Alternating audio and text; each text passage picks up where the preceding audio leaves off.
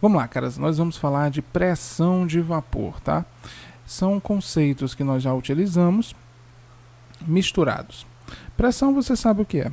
Pressão é a relação entre a força e a área, ou seja, quanto maior for a área que se aplica uma determinada força, menor a pressão. E quanto menor for a área que se aplica uma força, maior a pressão, tá ok? E vapor está relacionado a estado gasoso, ou seja, é a pressão aplicada por um gás. Tá? E onde é que a gente vê isso? Para explicar para vocês, eu vou me valer aqui de um experimento mental bem simples. Imagine uma caixa hermeticamente fechada, tá? Ou seja, ela está totalmente fechada, não tem como nada escapar, nada entra, nada sai, tudo bem? Pronto. E eu vou colocar um líquido dentro, por exemplo, água. Quando eu coloco esse líquido dentro, ele vai começar a evaporar, ou seja, vão começar a se desprender moléculas de água da superfície para essa região aqui, tá? Formando vapor de água. Esse vapor de água vai começar a exercer uma pressão sobre a superfície. A essa pressão nós damos o nome de pressão de vapor, tá? Que eu vou representar pela letra PV. Tudo bem? Só que eles fazem pressão e eles vêm com uma certa velocidade e impactam sobre esse líquido. Tá?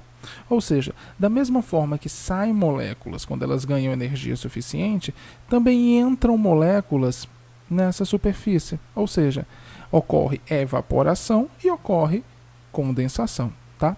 Só que inicialmente a evaporação ela é maior do que a condensação. Tá? Isso faz com que o nível da água aqui ela baixe e a gente imagine que está havendo somente a evaporação, tudo bem? À medida que vai passando o tempo, a quantidade de moléculas de água vai aumentando cada vez mais. Isso faz com que a pressão de vapor aumente também. A pressão de vapor aumentando também, a quantidade de moléculas de água que retornam para o líquido, ou seja, que condensam, aumenta, certo? E a diferença entre as quantidade de moléculas que saem e que entram vai diminuindo. O resto da história eu acho que você já imagina, né?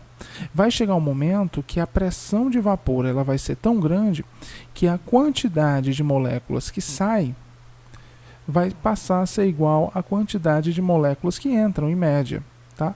Quando acontece isso, nós dizemos que o vapor ele está saturado. Tá ok? E foi alcançado o que nós chamamos de pressão de vapor máxima. Tá ok? É o máximo que eles conseguem entrar de água e sair e liberar ao mesmo tempo. Tá bom? Isso aqui é uma condição de equilíbrio. Nós dizemos que ele é um equilíbrio dinâmico.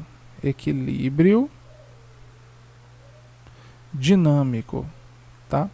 Porque equilíbrio porque o nível de água não vai mais mudar. E dinâmico porque mesmo sem o nível mudar, tem água sendo evaporada e tem água sendo condensada. A diferença é que a quantidade que sai é igual à quantidade que entra. Tá ok? Professor, e onde é que a gente vê isso no dia a dia, tá? Nós podemos ver isso, por exemplo, numa garrafinha de água mineral. Se você pegar uma garrafinha de água mineral, você olhar, você não vai ver o nível dela mudar. Aí você vai dizer, professor, se o nível dela não está mudando, então não está evaporando. Não, está evaporando. Só que o que acontece? Estão saindo moléculas de água e estão retornando para essa região de vapor aqui. Tá? Ou seja, o vapor da minha garrafinha d'água está saturado, pois foi alcançada a pressão de vapor máximo. Tá, ok? Essa pressão de vapor máximo está muito relacionada à temperatura. Se eu aumento a temperatura, eu aumento a pressão de vapor máximo. Ou seja, a quantidade de moléculas de água que vão poder ficar aqui nesse vapor, ele vai aumentar. Tá? Professor, onde é que a gente vê mais isso? É o seguinte, a gente utiliza uma coisa chamada umidade relativa do ar umidade relativa do ar, que você já deve ter escutado aí nos noticiários, e vai ser representada aqui para a gente pela letra U, tá?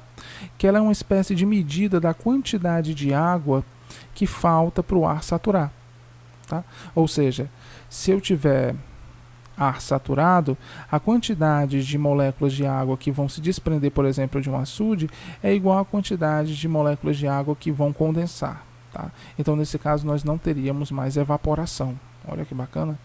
Então, a umidade relativa do ar, ela é dada pela pressão de vapor atual do ar atmosférico, dividido pela pressão de vapor máxima para aquela determinada temperatura, vezes 100, tá? Para a gente dar em porcentagem. Tudo bem?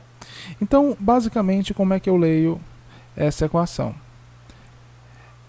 Eu posso pensar em termos de quantidade de água. Ou seja, a quantidade de água que o ar tem, dividido pela quantidade de água que ele poderia ter. Tá?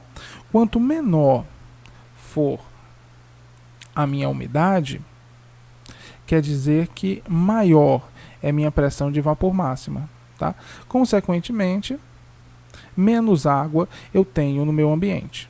Tá?